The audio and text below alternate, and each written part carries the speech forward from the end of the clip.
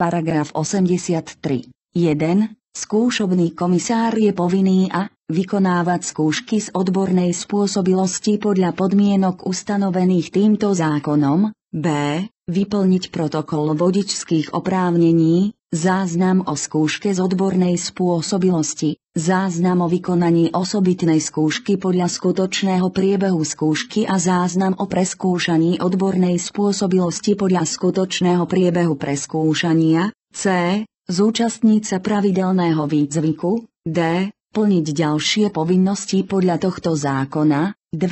Protokol vodičských oprávnení obsahuje meno a priezvisko žiadateľa, rodné číslo žiadateľa, rozsah požadovaného vodičského oprávnenia, názov a sídlo autoškoly, v ktorej absolvoval vodičský kurz alebo osobitný výcvik, dátum vykonania skúšky z odbornej spôsobilosti, dátum vykonania opakovanej skúšky z odbornej spôsobilosti, ak sa vykonala, výsledok každej časti skúšky z odbornej spôsobilosti, číslo preukazu skúšobného komisára, podpis a odtlačok pečiatky skúšobného komisára,